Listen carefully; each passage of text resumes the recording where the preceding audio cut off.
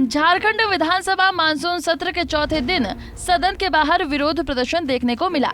एक तरफ इंडिया घटक के विधायक और मंत्री केंद्र सरकार की नीतियों को लेकर विरोध प्रदर्शन करते नजर आया है, तो वहीं दूसरी तरफ एनडीए घटक दल के विधायक राज्य के विधि व्यवस्था, नियोजन नीति और राज्य में सुखाड़ के मुद्दों को लेकर विरोध प्रदर्शन किया।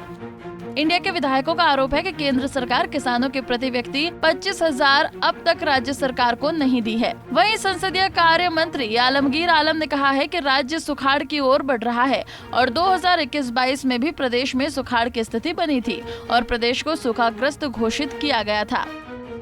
झारखंड राज्य जो है सुखाड़ की ओर बढ़ रहा है और 2021-22 में भी हम लोग ने देखे हैं कि झारखंड सूखाग्रस्त इलाका डिक्लेयर किया गया था। हम लोगों ने आकलन करके और दिल्ली का सेंट्रल टीम आए और 9,100 करोड़ का हम लोगों ने जो है आपदा से देने के लिए भारत सरकार को भेजे थे। कल जो है उनका अपना भारत सरकार का जो बयान है, उन लोगों ने कहा है कि हम सिर्फ 502 करोड़ रुपया ही हम दे पाएंगे। एक तरफ भारतीय जनता पार्टी कहती है कि हम किसानों के साथ हैं, किसानों का आय को हम 2 गुना बनाएंगे। किसान जब माली हालत उसका बिगड़ते जा रहा है और उसका पैसा जब हम लोग मांग रहते हैं तो आधा पैसा ही देते हैं। ये रवैया बराबर जो है झारखंड सरकार के ऊपर भारतीय जनता पार्टी या वहाँ की सरकार की रही है। इसीलिए हम आपके माध्यम से केंद्र सरकार को आग्रह करना चाहते हैं, निवेदन करना चाहते हैं, हमारा जो सुखाड़ का जो राशि अप्राप्त है अभी बाकी, वो पैसा हमें भेजे। दूसरी बात हम कहना चाहेंगे, जो हमारे माननीय सदस्य जो विपक्ष के हैं वो भी बार बार सुखाड़ के जिक्र तो करते हैं, 1932 का भी जिक्र करते हैं, लेकिन एक बार नहीं अपना अलाव को आलाकमान उनके हैं जो केंद्र में बैठे हैं, उनके यहाँ इस क्षेत्र के लिए पहल वो लोग नहीं करते हैं। वहीं कृषि मंत्री बादल पत्रलेख ने कहा है कि केंद्र सरकार प्रदेश के साथ सरासर नाइंसाफी कर रही है। क्या बताने बिल्कुल कितना पैसा बाकी है, कितना पैसा बकाया है, किसानों के लिए आपकी सरकार क्या कर रही है? क्या है? राज्य सरकार ने पिछली बार जो आकलन किया था सुखाड़ का, और केंद्र सरकार की टीम भी यहाँ आई थी, उनका पहले भी 18-19 में सुखाड़ पड़ा था, लेकिन उस समय भी उन्होंने बहुत सारे पॉइंट्स दे कि आपने कोऑपरेट नहीं किया।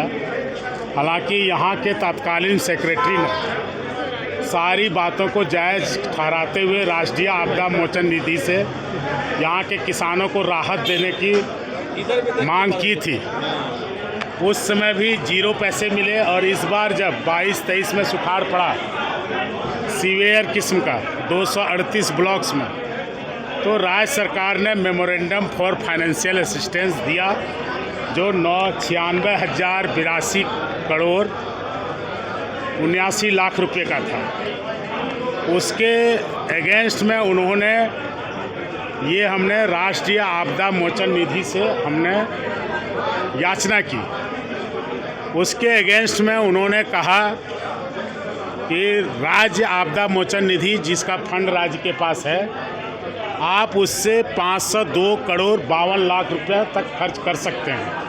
तो ये केंद्र सरकार का जब उनके पदाधिकारी आए, उनको हमने चॉपर तक उपलब्ध कराया कि पूरे झारखंड की स्थिति आप देख लीजिए, स्पेशली वो संथाल गए और उसके बाद उन्होंने भी यहाँ के मेमोरेंडम को जायज़ ठहराया, लेकिन वहाँ के हाई लेवल कमेटी ने 9682 करोड़ के अगेंस्ट मात्र 502 करोड़ की सहमति दी और साथ ही ये मुफ्त सुझाव दिया कि ये राज्य आपदा मोचन निधि से आप इसको आप ले सकते हैं। मतलब आपको स्पेशल कोई भी चीज़ यहाँ के किसानों के लिए उनके द्वारा नहीं दिया गया, ये नाइंसाफी है, इसका हम विरोध करते हैं। वहीं इससे पहले झारखंड विधानसभा पोर्टिको में तख्ती लेकर सरकार विरोधी नारे लगाए। बीजेपी विधायकों ने सरकार विधि व्यवस्था कायम करने में फेल होने और सुखाड़ को लेकर कोई तैयारी नहीं होने का आरोप लगाया।